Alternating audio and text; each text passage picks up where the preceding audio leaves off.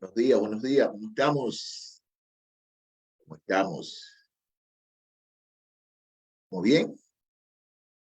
Y yo creo que estamos bien, estamos sentados bien. Aquí en Facebook, en vivo, sí, estamos aquí en Facebook, en vivo, y vamos a seguir estudiando el libro de Sermón del Monte, Monte, capítulo 7, versículo del 3 al 5 vamos a estudiar hoy. Ahí le estuvimos estudiando acerca de que no debemos juzgar a nuestros hermanos, no podemos juzgar a nuestros hermanos. Y hoy hoy vamos a estudiar bien el sentido que dice por cual nosotros no debemos juzgar a los hermanos y por qué nosotros tenemos que hacer lo que Cristo quiere que nosotros hagamos. ¿Ok? Y hoy vamos a estudiar esto. Muy lindo, muy sabroso. Y voy a hacer un ajuste aquí que tengo que hacer. Ok. Estamos en el negocio de nuestro papá. Sí. Estamos en el negocio de nuestro Padre celestial. Vamos a comenzar en este capítulo, de Mateo, capítulo de Mateo, versículo 7, capítulo de Mateo capítulo 7, versículo de 3 a 5. Dice así: ¿por qué miras la mota que está en el ojo de tu hermano y no te das de cuenta de la viga que está en tu propio ojo? O, como puedes decir a tu hermano, déjame sacar la mota del ojo cuando la viga de tu ojo en tu ojo. Hipócrita, saca primero la viga de tu ojo y entonces verás con claridad para sacar la mota del ojo de tu hermano. Vamos a empezar aquí, vamos a empezar por el versículo 3 del capítulo 7, del 3 al 4. Mira cómo dice: ¿por qué miras la mota que está en los ojos de tu hermano y no te das cuenta de la viga que está en tu propio ojo? ¿O cómo puedes decir a tu hermano, déjame sacarte la mota del ojo cuando la viga en tu ojo, cuando la viga está en tu ojo? Bueno, está bien, eso está muy bien, todo está muy bien, todo está riquísimo. Ok, vamos a ver lo que dice aquí, vamos a ver. Mira, el temor a juicio venidero no es la única razón por la cual debemos enjuiciar a nuestros hermanos. Otra es que nosotros, zarandeados por muchas tentaciones, afligidos por muchas debilidades morales y lesionados por las taras y heridas de nuestra condición humana, no somos quienes para condenar los defectos ajenos. Mientras haya pecado en nuestras vidas, es improcedente que tiremos piedras a otros. Se recuerda lo que sucedió cuando la mujer que fue en cautiverio, ¿no? Que está en el libro de Juan, capítulo 8, versículo 7. Mira cómo dice: pero como insistía en preguntar, Jesús se enderezó y les dijo: el que de usted, el que de usted esté sin pecado, sea el primero en tirarle una piedra. Ok, acusar a otros cuando ellos podrían con justicia acusarnos a nosotros. Es hacer ridículo. Nadie es lo suficiente bueno para juzgar a los demás.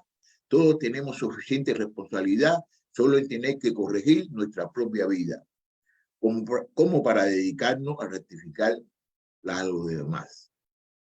Esto no quiere decir que tengamos que volvernos tolerantes y transigentes con el pecado, pero sí debemos ser pacientes y compasivos con el pecado.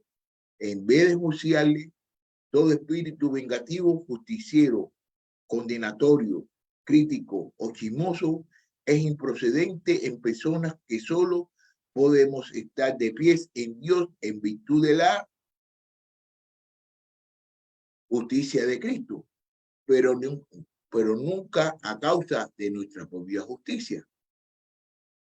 Es una aberración toda la predicación ética, toda represión pastoral, todo asesoramiento moral y todo acto de disciplina eclesiástica que no brote de aquel espíritu quebrantado y humilde que se reconoce a sí mismo.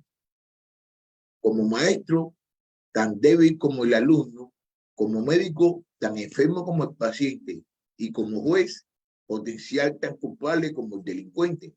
No estamos en condiciones de ayudar a nadie mientras no hayamos tocado fondo en la comprensión de nuestra propia inmundicia. Mientras no nos hayamos visto vestidos de los sucios trapos de vuestras supuestas injusticias humanas, mientras acariciemos ilusiones acerca de nuestra propia bondad y rectitud, y mientras no haya en nosotros aquel espíritu dulce, compasivo y humilde que viene como consecuencia de haber afrontado nuestra propia miseria moral, llorado nuestros pecados y comprendido nuestra profunda pobreza espiritual, que eso lo habíamos estudiado en este mismo capítulo, en este mismo libro, en el capítulo 5, del versículo 3 al 5. Ok, ningún hombre prepotente, arrogante, autosuficiente, confiado en su propia rectitud, o intolerante e impaciente con las demás debilidades de los demás, es apto para el ministerio pastoral. Ningún hombre en tales condiciones tiene autoridad moral para analizar y corregir los males de ajenos. Muchos sufrimos la tendencia de escandalizarnos ante los deslices de otros, cuando en realidad nuestros propios pecados son los menos tan grandes con los suyos, o de justificarlos, minimizar la importancia de nuestros pecados y a la vez ser severo por los pecados ajenos. Muchos de nosotros confiamos en nosotros mismos como justos y despreciamos a los demás. Mira lo que dice aquí el libro de Lucas, capítulo 18, versículo 9. Dijo también Jesús esta parábola a algunos que confiaban en sí mismos como justos y despreciaban a los demás. Ok, muchos de nosotros confiamos en nosotros mismos y como justos despreciamos a los demás. Eso es lo que sucede, que muchos de nosotros confiamos en nosotros mismos y ¿qué hacemos? Desconfiamos en los demás. Sufrimos una extraña ceguera indulgente con respecto a nuestras propias faltas, mientras que gozamos de una inquista clavidencia y justiciera con respecto a los pecados de otros. Algunos de nosotros, gracias a la formación que hemos recibido a nuestros padres y a la cómoda situación económica en la que hemos vivido, quizás nunca caemos en los pecados graves que otros cometen, pero sí tienen en cuenta las muchas ventajas sociales que hemos disfrutado y las terribles precisiones morales de cuales nos hemos librado. Modernos, podemos atrevernos a decir que somos mejores que los demás. ¿Quién ha dicho que los robos, los actos violentos o la precomodidad sexual que ellos practican son peores que la soberbia y la envidia, la antipatía, la malicia, el egocentrismo y la falta de amor que subyacen en muchas de nuestras actitudes, acciones y palabras? Y para cómo existe la perversa propensión en nosotros a pensar que solo hecho de dar nuestra aprobación teórica a cierto estilo de vida honrada nos exame de la necesidad de llevarla a la práctica. No por enseñar buenos modales, son los maestros de ética necesariamente dechados de rectitud y de bondad ellos mismos. Antes de alzarnos de jueces de los demás, haríamos bien en considerar el caso de los judíos del primer siglo que creían modelos ejemplares de virtud. O así como el pastor Pablo, aquel mismo que en su tiempo se había creído irreprensable en comparación con los malvados que vivían a su alrededor, se dirigió a ellos. Mira cómo se dirigió a ellos. Si tú que llevas el nombre judío y te apoyas en la ley, que te glorías en Dios y conoces su voluntad, que apruebas las cosas que son esenciales, siendo instruido por la ley, y te confías en que eres guía de los ciegos, luz de los que están en tinieblas, instructor de los necios, maestro de los falta de madurez, que tienes la ley en expresión misma del conocimiento y de la verdad. Tú, pues el que enseña a otro, no te enseñas a ti mismo. Tú que predicas, no se debe robar, robas, porque el nombre de Dios es blasfemado entre los gentiles por causa de vosotros. Piensa esto, oh hombre, tú que condenas a los que practican tales cosas y haces lo mismo, que escaparás del juicio de Dios. Eso lo podemos ver en el libro de Romanos, capítulo 2, versículos 17 a 24, y también lo podemos ver en el versículo 3. Y con las palabras similares, Jesús denuncia a los escribas y fariseos a causa de su tendencia a enjuiciar las actas de los demás sin percibir que la suya propia eran más graves. Mira lo que dice aquí. Jesús está acusando a los fariseos. Mira. Hay de vosotros, escribas, fariseos hipócritas, ¿por qué devoráis las casas de la viuda, aun cuando por pretexto hacéis largas oraciones? Hay de vosotros, escribas y fariseos hipócritas, porque pagáis del diezmo, de la menta, del esmeraldo y de comino, y habéis descuidado los preceptos de más peso de la ley, la justicia, la misericordia y la fidelidad. Guía ciego que coláis el mosquito y os traguéis el camello. Hay de vosotros, escribas y fariseos hipócritas, porque limpiáis exterior del vaso de plato, pero por dentro está lleno de robo y de desenfreno. Por fuera parecéis justo a los hombres, pero por dentro estáis lleno de hipocresía y de iniquidad. Eso está en el libro, en este mismo libro de Mateo, capítulo 23, del 14 al 28. Por supuesto, los fariseos no veían ningún pecado en devorar las casas de las viudas. Seguramente estas eran personas que habían contraído deudas con aquellos. Los fariseos solo reclamaban lo que era suyo. No tenían ojo para ver que sus acciones carecían de piedad, de amor y de solidaridad. Nuestras sociedades occidentales están llenas también de esa clase de pecados. Las grandes instituciones financieras cometen semejantes delitos morales día tras día, pero no lo perciben como delitos porque no han quebrantado ninguna ley. Sin embargo, ante los ojos de Dios, tales cosas niegan la fundamental de la ley moral, que consiste en el amor, la compasión, la lealtad y la humildad. Ahora Jesús se vuelve hacia nosotros, sus discípulos, para denunciar esta misma tendencia fariseaca en todos nosotros. Como ellos, también a nosotros nos llama hipócritas. Nos denuncia por medio de una ilustración deliberadamente exagerada, alzarnos en jueces sobre nuestros hermanos, o aún pretender ejercer la autoridad moral sobre ellos cuando en realidad nosotros mismos no somos que miserables pecadores. Es tan grotesco como intentar sacar una muda del ojo de un amigo, llevando nosotros mismos una viga en nuestro ojo.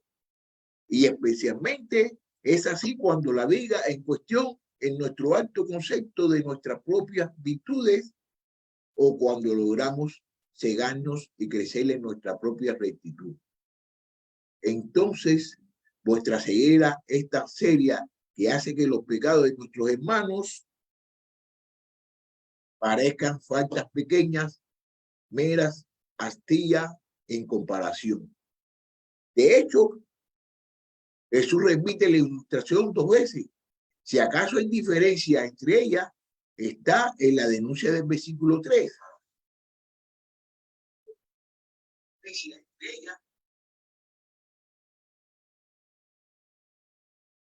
Se dirige contra aquel que se ofrece para ayudarle en ambos casos. El problema es de la equivocada sensación de superioridad moral. Pero en primer lugar, se trata de alguien que a causa de su complejo de superioridad mira con desprecio al otro. Mientras que en el segundo se trata de alguien que desea sinceramente ayudar a su hermano, pero lo que hace desde la primera errónea de su propia justicia.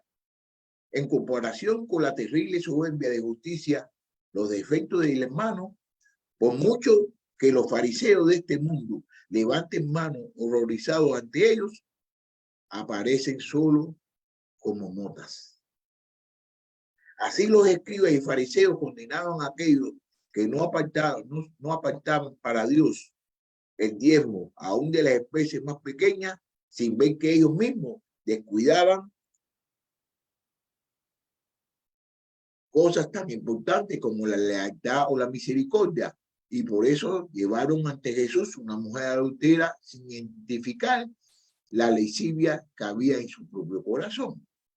Aquí vamos para el versículo 5. Vamos a estudiar el versículo 5. Ya hicimos el 3 y el 4. Vamos para el 5. Que el número 5 dice así: hipócrita, saca primero la viga de tu ojo y entonces verá con claridad para sacar la mota del ojo de tu hermano. El versículo 5, aunque continúa la metáfora de la viga y la mota, de hecho introduce dos conceptos totalmente nuevos. Por un lado, nos insta que quitemos la viga de nuestro ojo, si como sugerió, la viga representa ante todo el pecado del orgullo moral, de creernos superior, de confiar en nuestra propia rectitud y sentir la autosuficiencia de nuestra propia justicia. Entonces la operación para quitarla ha de comenzar en nuestro quebrantamiento. Bienaventurados los pobres en espíritu. Volvemos a la enseñanza de la bienaventurada en el capítulo 5, versículo 3, que tenemos que ser pobres en el espíritu, tenemos que saber que nosotros estamos haciendo cosas malas, tenemos que saber de que nosotros somos pecadores y ante nosotros quitarle o hablar de algunas personas acerca de sus pecados, nosotros tenemos que conocer los pecados de nosotros. Por otro lado, mientras Cristo está aquí, parece estar hablando en contra de la idea de quitar la mota del ojo de nuestro hermano. Ahora nos enseña que una vez que nos hemos sometido a la dolorosa operación de estimular la viga de nuestro ojo, estaremos en condiciones de poder ayudar a nuestro hermano a extirpar su mota. Por lo tanto, con lo que Jesús acaba de decir en el versículo 1 y 4, es evidente que no ha pretendido poner fin a toda clase de ayuda moral, enseñanza ética, misterio pastoral o disciplina eclesiástica. Esto se ve claramente en las palabras de ahora añade: saca primero la viga de tu ojo, entonces verá con claridad para sacar la mota del hijo de los ojos de tu hermano. No nos manda que nos quitemos la viga para luego quedarnos indiferentes ante las luchas morales de nuestros hermanos, sino que precisamente con la finalidad de poder prestarle una ayuda eficaz. La exhortación fraternal y la vigilancia pastoral no son negociaciones de mandato de no juzgar. Al contrario, son necesarias. Vamos a ver aquí lo que dice el libro de Hebreos, capítulo 3, versículo 13. Mira lo que dice. Antes, exhórtense los unos a los otros cada día, mientras todavía se dice hoy, no sea que alguno de ustedes sea endurecido por el engaño del pecado. También este mismo libro de Hebreos, capítulo 10, versículo 25, dice: no dejando de congregarnos como algunos tienen por costumbre, sino exhortarnos unos a otros, y mucho más al ver que el día se acerca. Pero no podemos ni debemos practicar mientras no nos sometemos nosotros mismos a nosotros mismos, a la disciplina y a la obra purificadora de Dios. Hacerlo así sería una hipocresía más aún seria y falsa de repugnante. Es imposible que alguien con una viga del ojo ayude a alguien a exterminar su vida, exterminar la suya. Es imposible que alguien con una viga en el ojo ayude a alguien a exterminar su mota. Y si intenta hacerlo, solo provocará la justa indignación de él. No es que el hermano no necesita ayuda, eso no es que el hermano no necesita ayuda, sino que solo puede prestársela una persona con tal claridad de visión cuya ceguera ha sido previamente sanada. Fíjate, solamente no es que el hermano no necesite, el hermano no necesita ayuda, sino que solamente la ayuda se la puede prestar una persona que está viendo con claridad, una persona que no está haciendo pecado, una persona que puede ver con claridad. Primero, debe preocupar su propia sanidad. No estará en condiciones de compadecerse de los demás ni de ayudarle con eficacia si no ha confrontado con humildad sus propios desviarios. ¿Quién ha sufrido el profundo calentamiento de conversión? ¿Quién ha conocido la obra del Espíritu Santo revelando la miseria que hay en su vida? ¿Quién ha experimentado la convicción del pecado? ¿Quién se ha humillado ante la cruz de Cristo llorando por su pecado e implorando perdón? ¿Quién, como consecuencia, es humilde en espíritu?